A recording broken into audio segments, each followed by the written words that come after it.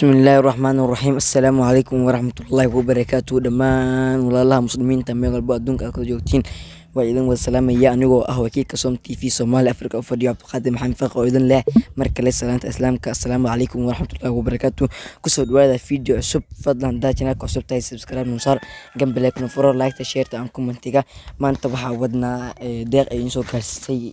maamo Habiibo Cabdi Aadan aad u mahadsan tahay ay ugu soo tagashay odaygii xanuunsanaa ee ku noolaa magaalada Barawe gaar ahaan kaamka El Hindi waxaan ku leenahay maamo Habiibo jeebka ka soo bixisay aakhir ilmahaaga caafimaad ku siiyo iyo aan ku leenahay iyo waxa uu soo niistay maamadan ninkeeda Allah nastay marxuun Abdiraxmaan Cumar Usmaan injineer Riso iyo hooyadiisa ay soo niistay insha Allah waxaan ku rajin doonaa agaasimaha degmada Barawe Cabdiqaadir Maxamuud Awiis Baxardiin ku soo dhawaan ku leeyahay waa ku dhawahay wakiilka Som TV u fadhiya degmada Barawe Cabdiqaadir Maxamed Faqi waa sida uu sheegay marka maanta waxaan caawimaad aan soo gaarsiinay waa markii saddexaad aan filan odayga inaan soo gaarsiino waa markii saddexaad caawimadan waxaa loo soo wakiishtay mise oo ay soo dhiibtay Xaawo Cabdi Aadan waxayna u bixisay mise waxay u niyeysatay sadaqadan marxuumka geeriyooday injineer Cabdiraxmaan Cumar Usmaan injineer Riso duqii hore ee magaalada Muqdisho oo ku geeriyooday waxaan leenahay Ilaahay jannatul firdaws Allah ka waraabiyo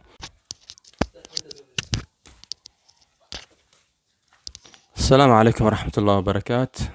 Som TV Soomaaliya waa anagoo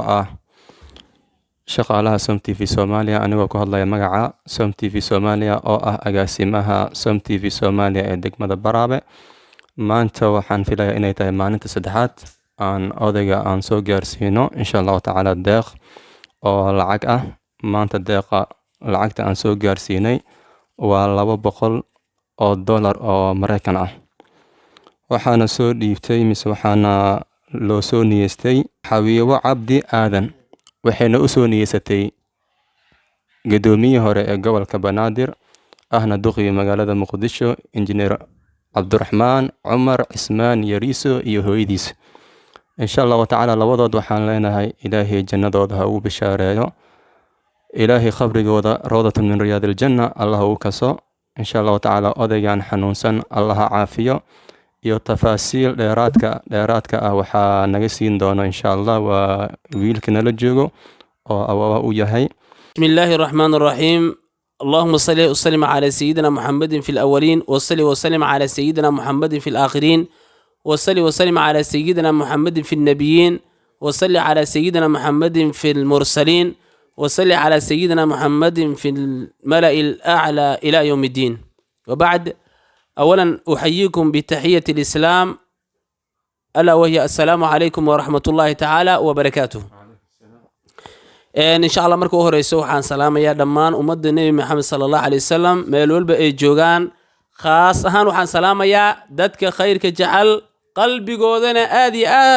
آدي أهرو مسكين كان أي أركين درتيسي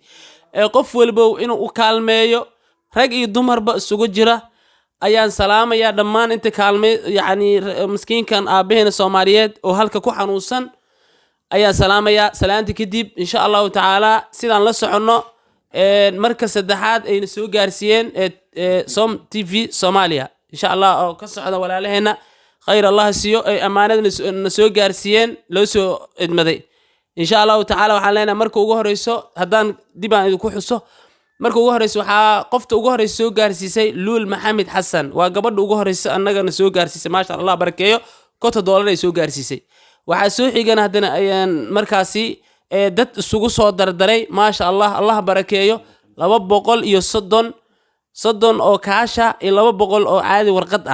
markaas oo dollar oo Mareykanka Ilaahay khayr hasiyo Allah ka abaal mariyo insha Allah taala galabtan hadana waxa kulli aan maqlayna soo gaarsiiyeen aan isku jeedno $200 oo ka socoto Habiibo Cabdi Aadan gabadhaasna niyada ay u niyeysatana halkaana lagu xusay waan maqlaynaa Ilaahay subhanahu wa ta'ala isaga ayaa qaadira isaga ayaa awooda arrin walbana Ilaahay kama qarsoono wamaa daalika cala allahi bicasiis arrinkaasna ilaahay kuma cuslo inuu ilaahay gaarsiiyo sida loo niyeystana ilaahay inuu aqbalo sida loo niyeystay allah uu aqbalo